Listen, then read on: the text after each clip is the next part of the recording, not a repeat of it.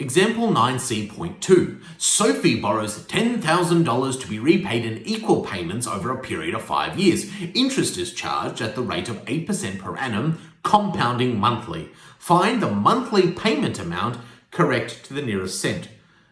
So we are looking for, in this case, the PMT. We have got a PV, we've got the principal value, we have got N, but this case it's compounding monthly. So let's go and make sure we do this correct. So if we're compounding monthly, it means CYPY is equal to 12. The 5 years is going to be N, and that's going to be 5 times 12, which is 60. And then we've got the interest there, which is 8. So the monthly payment amount correct in the nearest cent. So we need a future value. So considering that we want to have to be repaid in equal payments over a period of 5 years, that would suggest we want it to be repaid. So the future value would have to be equal to 0. So we want it to have no money left over after 5 years. So what I'm going to do is going to click on clear all, go to compound interest and put these all in. And so what I'm going to do is I'm going to do 5 times 12. I'm going to put 8%, the principal value of 10,000. The PMT I don't know. The future value is going to be 0, 12, and 12, and 12. And then this time, instead of clicking on FV, I'm going to be clicking on the payment. And this time this is telling me that Sophie will need to pay back $202.76 each time. So you might be thinking, okay, that's all great. How do I check if I'm true or it's accurate or not? Well, what I'm going to do is I'm just going to plop off these decimal places. And what I'm going to do is I'm going to press FV. Now look at there. If I do regular payments of $202.76, I actually still owe 30 cents. So I could theoretically go and change that value or just say that the last value has to be $202.76 and the last one has to be, 30 cents more. Or if I change my answer and make it $202.77, what happens then? So what answer should I go with? Well, you probably should round up. We should end up with after months that I'm not owing more money.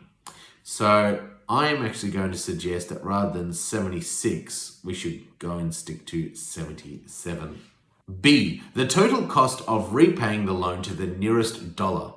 So the nearest dollar, we need to go and work out how much we've actually paid back with this one here. So in order to do that, all we need to do is to do 60 times by that payment amount.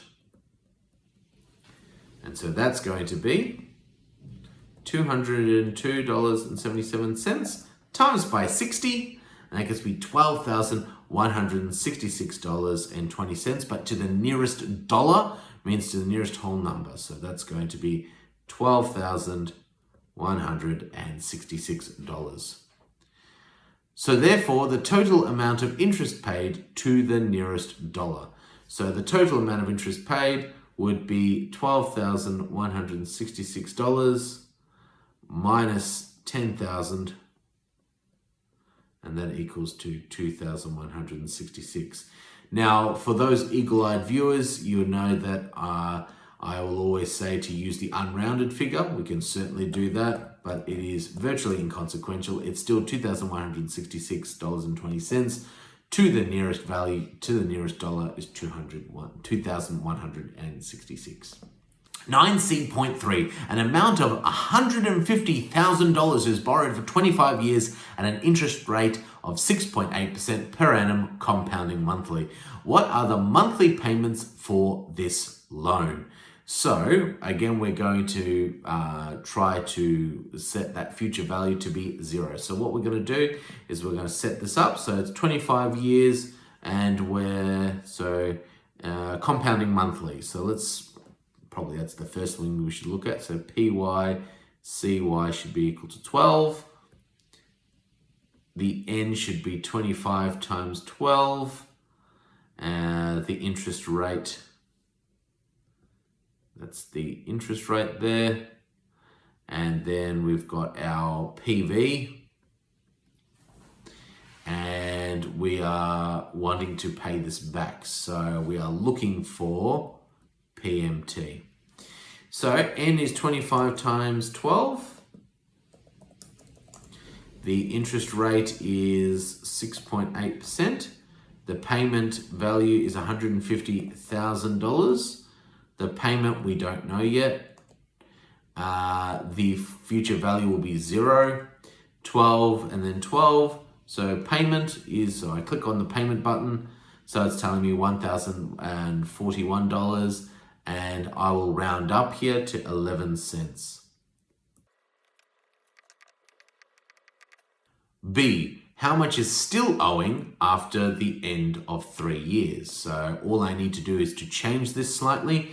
So this is going to be 3 times, we want 3 times 12. And we're going to put in that payment of $1,041.11. And what we're going to do is find the future value. We are still owing $142,000 and get my comma right, $391.84. C, after 3 years, the interest rate rises to 7.2% per annum. What are the new monthly payments that will see this loan paid in 25 years? Now, C is a very typical exam question, and it's these sorts of questions that I'd really recommend writing down the screen entries as you're working out.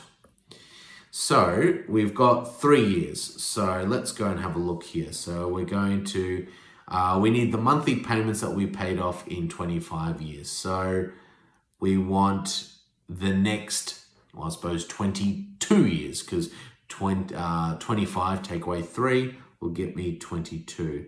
And again, it's still times by 12 because they're monthly payments. So PY and CY will still be 12. The interest rate is now 7.2. Now the PV, so you might be going, okay, is the PV, well, that's easy, it's still 150,000. No, the PV is whatever money that was after 3 years. So I still have $142,391.84. So 142,391.84, because that's still how much I have in the kitty that I'm still paying off there. So, and then the future value, we want that to be 0. So we now need to work out what the payment is equal to.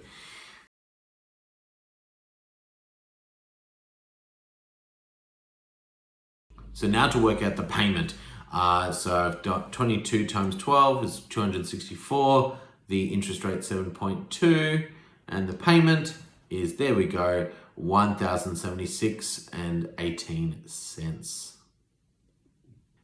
D, how much extra does it now cost to the nearest $10 to repay the loan in total? So we're going to need to do a series of different calculations here.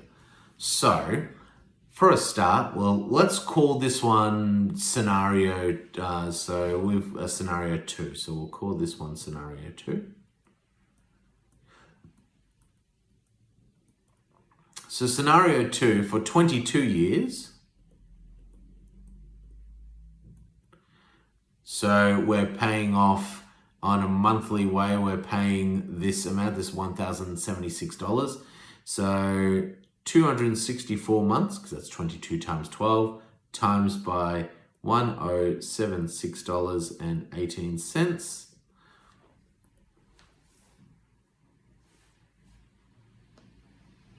In fact, actually, I would almost suggest that we would use the unrounded figure, but we'll keep this as it is.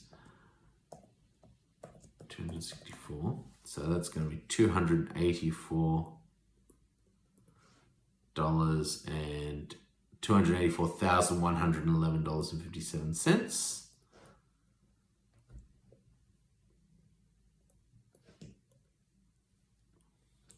And so for the first 3 years, though, the first 3 years, it would have cost, so for the first 3 years, we were still paying at $141. So it was still monthly payments of $141.11.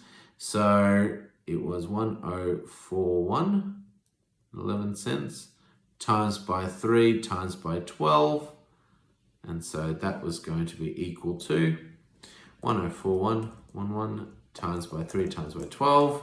That's $37,479. So the total for scenario 2, the change of scenario, would be this amount plus $284,111.52. So that is $321,591.48. Now the original, well, the 3 years would be still the same because it was the same situation. So that's $37,479.96. But then for its remaining 22 years, it'll be 264 months times by that original amount, which would have been 1,041.11. And that gets me $264 and 1,041. So $264, 264 months times by $1,041.11, and that gets me $274,853.04. So the difference is that we've got here. Oh, we need to add these two together. So the total. So we'll add 37,479.96. So that's $312,333 exactly. Well, that's nice. So now I just need to subtract the two of these. So we'll subtract this one from $321,591.48. So the difference